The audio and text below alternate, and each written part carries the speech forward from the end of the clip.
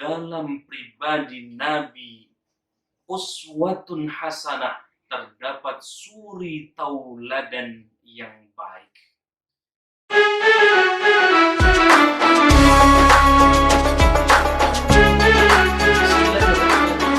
Assalamualaikum warahmatullahi wabarakatuh. Bismillah walhamdulillah wassalatu wassalamu ala rasulillah wa ala alihi wa sahbihi wa man tabi'ah wa mawwala. Amma ba'du. Qala Allah Ta'ala fil Qur'anil Karim, a'udzu billahi minasy syaithanir rajim. Bismillahirrahmanirrahim. Wa innaka la'ala khuluqin 'adzim.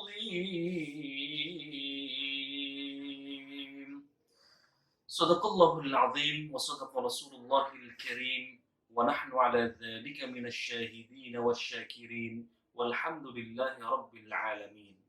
Sahabat rumah dai yang berbahagia dimanapun Anda berada, Allah menggambarkan baginda Nabi di dalam firman-Nya, wa innaka la'ala khuluqin 'adzim.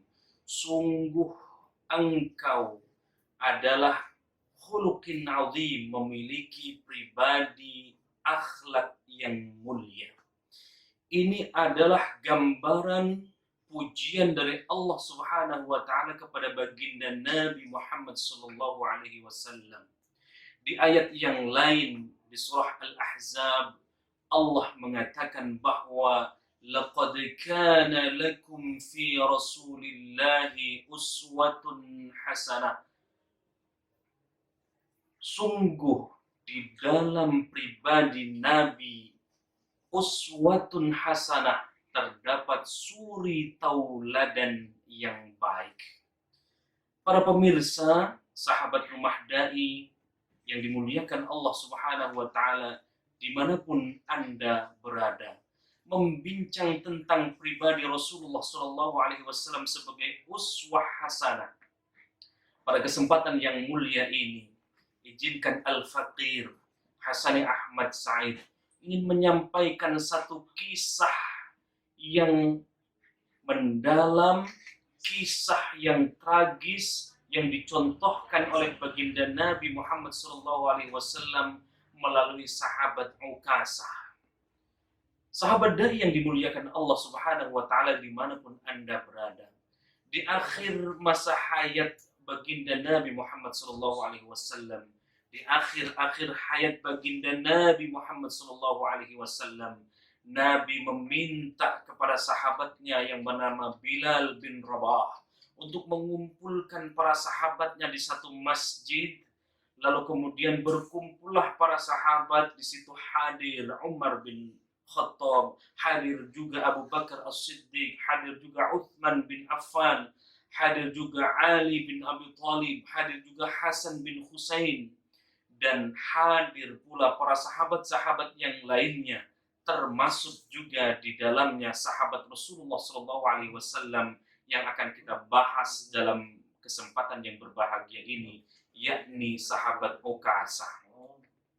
Para pemirsa, sahabat rumah dai yang dimuliakan Allah Subhanahu wa taala, dalam satu halaqah itu baginda Nabi menyampaikan satu pesan kepada para sahabatnya.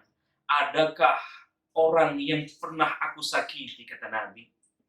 Berulang kali Nabi mengatakan dan menyatakan, adakah di antara para sahabat, di antara kita semua yang hadir di majlis ini, yang pernah aku sakiti?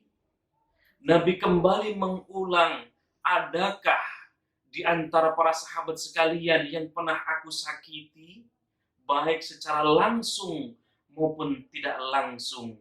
Sekali Nabi bertanya kepada para sahabat menundukkan kepala. 2 kali Nabi memberikan pertanyaan kepada para sahabat, juga belum ada yang berkomentar. Sampai kemudian 3 kali Nabi menyatakan, adakah di antara kita, yang di antara para sahabat sekalian, yang pernah aku sakiti baik sengaja atau tidak? Setelah Nabi menyampaikan 3 kali, ada salah satu sahabat Rasulullah Shallallahu Alaihi Wasallam bernama Ukasah. Sahabat Ukasah ini langsung mengacungkan tangannya, "Saya wahai Rasul, saya wahai Nabi."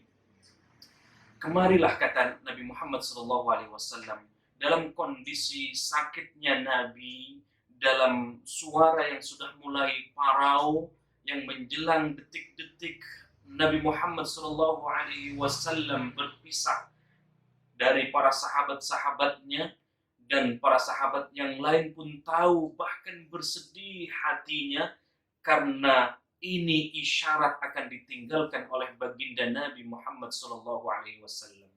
Sahabat rumah dai yang dimuliakan Allah Subhanahu wa Ta'ala, dimanapun Anda berada. Lalu Ukasah mendekat kepada Rasulullah SAW. Rasulullah di posisi di mimbarnya, "Wahai," menyapa Ukasah, "wahai Ukasah, apakah yang pernah aku perbuat sehingga menyakiti dirimu, wahai Ukasah?" Lalu Ukasah menjawab pertanyaan dari Rasulullah Shallallahu Alaihi Wasallam. Kata Ukasah, "Dulu ya Rasul, dulu wahai Nabi, ketika kami di satu majlis, ketika kami dalam peperangan, tepatnya perang Uhud, engkau mencambuk kendaraan engkau, bukannya mengenai kendaraan engkau, unta engkau yang engkau tumpangi, tetapi mengenai badanku ya Rasulullah Shallallahu Alaihi Wasallam. Maka dalam kesempatan ini, karena engkau yang meminta, aku ingin meminta pembalasan itu, wahai Rasulullah Shallallahu Alaihi Wasallam." Sahabat rumah dai yang dimuliakan Allah Subhanahu wa Ta'ala, para pemirsa dimanapun Anda berada, alangkah terkejutnya para sahabat-sahabat yang menyaksikan ketika itu.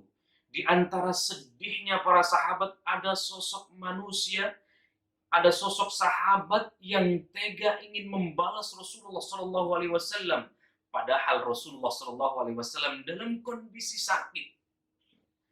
Sahabat rumah dai yang dimuliakan Allah Subhanahu wa Ta'ala, proteslah Abu Bakar, proteslah Umar, proteslah Utsman, proteslah Ali, proteslah Hasan dan Husain, cucu tersayang Rasulullah Shallallahu Alaihi Wasallam, meminta, "Wahai Ukasah, andai engkau ingin membalas Rasulullah Shallallahu Alaihi Wasallam, biarkan kami yang menjadi tamengnya, biarkan kami yang menjadi penggantinya.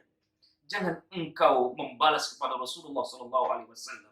Begitu cintanya mereka kepada Rasulullah Shallallahu Alaihi Wasallam. Sahabat rumah dai yang dimuliakan Allah Subhanahu wa Ta'ala. Lalu Ukasah bertutur kepada baginda Nabi, "Wahai Rasulullah, wahai Nabi Allah, ketika engkau mencambuk diriku, aku dalam kondisi tidak dalam berpakaian, wahai Rasulullah. Dan ketika engkau mencambuk, maka aku juga ingin membalas dengan mencambukmu kembali, wahai Rasulullah Shallallahu Alaihi Wasallam." Lalu apa yang terjadi? Para pemirsa, sahabat rumah dai yang dimuliakan Allah Subhanahu wa Ta'ala. Maka Rasulullah Shallallahu Alaihi Wasallam meminta kepada Bilal bin Rabah untuk pergi ke salah satu putrinya, yakni Fatimah Az-Zahra, untuk meminta cambuk. Lalu Fatimah bertutur, "Ya Bilal, untuk apa cambuk yang engkau minta dari rumahku ini?" Kata Bilal bertutur menjawab dari pertanyaan dari Fatimah Az-Zahra, cambuk ini akan dipakai oleh Ukasah untuk membalas membalas kepada Rasul yang dulu pernah mencambuk secara tidak sengaja mengenai badan dari Ukasah. Apa yang terjadi? Para pemirsa yang dimuliakan Allah Subhanahu wa Ta'ala, Fatimah pun bertutur, "Siapa yang berani membalas kepada Rasulullah Sallallahu Alaihi Wasallam? Bukankah Rasulullah Sallallahu Alaihi Wasallam ini adalah utusan Allah? Bukankah Rasulullah Sallallahu Alaihi Wasallam dalam kondisi sakit? Biarkan aku saja yang menggantikan."